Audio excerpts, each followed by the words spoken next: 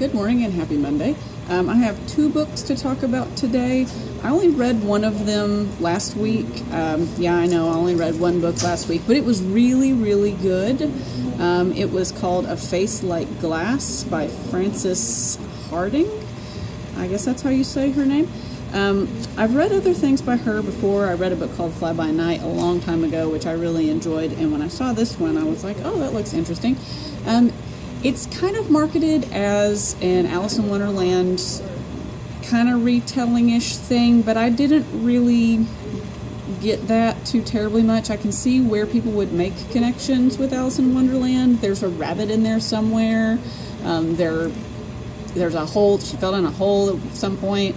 There are strange things that you can eat and drink. There are things called true delicacies, like there are families that make what's called true wine, where these special incantations and stuff are done over wines to make them into not really sentient beings, but they can do stuff. And one of the things that they can do is take over people's minds and things like that. They can attack people if they're not treated well, but they can use them to make blends that will erase specific memories or restore specific memories or wipe out time periods of people's memories.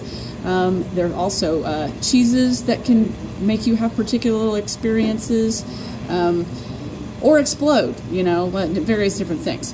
So anyway, it's called A Face Like Glass, and the main character, I need to back up. In this world, people don't just have facial expressions because of what they feel. You are born, and when you're born, you have to be taught specific facial expressions, and they cost money. So if you are of the lower class, you may only know how to do 3 faces, and these are strategically chosen so that you can only express, say, an eager desire to follow a command, or complacency, or something like that. Whereas people that have more money and higher standing, they can have hundreds of expressions to show all kinds of different emotions and things. So there are people who are charged with teaching these to certain people, creating new expressions. But the main character, she has been living with a cheese master, shut away from all the rest of society, and she's worn a mask since she can remember. She's never seen her own face, so she thinks she must just be hideous, horribly disfigured in some way, but it turns out that she's not. I won't tell you any more about this story. I haven't bought it for the library yet, but I will. I do have another book called The Lie Tree by the same author that came out last year, which I will be reading because I forgot how much I like this author, so I definitely will probably like that book.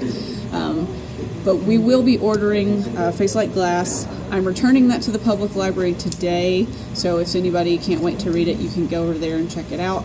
If you like really detailed, kind of out there fantasy, then you will really like this book. I really like things that aren't like other things that I've read before, and I can definitely say that about this book. But yeah, so all kinds of crazy details, as well as a plot that keeps you moving. It just revealing stuff left and right all over the place. It's great. This one, They Both Die at the End by Silvera. We just got this in here at the library. I read this several weeks ago before I did the readathon, and I didn't talk about it because I was talking about all my readathon books. But in this book, the concept is it's in the future, and somehow there's this company that knows when you're going to die. So, and nobody knows how they know. Some people think maybe aliens are telling them. Some people think there's an oracle, but they're not really sure. But they do know that there's an organization called Deathcast.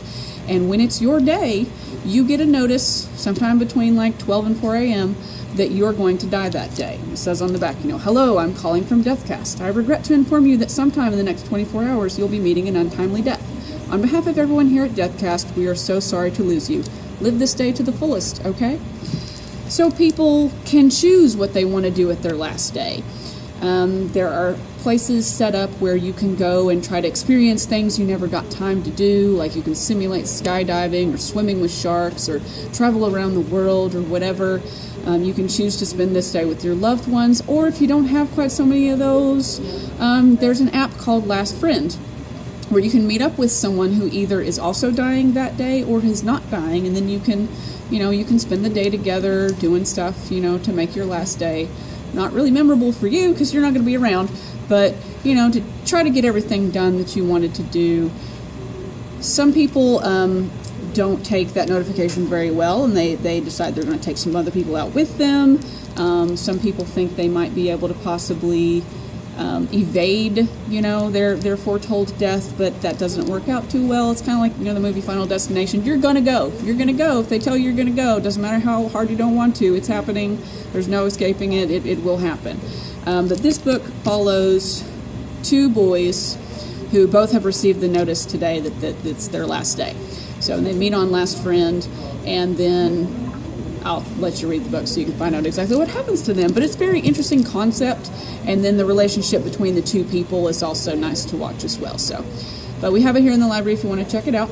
And that's all for today, and we'll see you on Thursday from the road.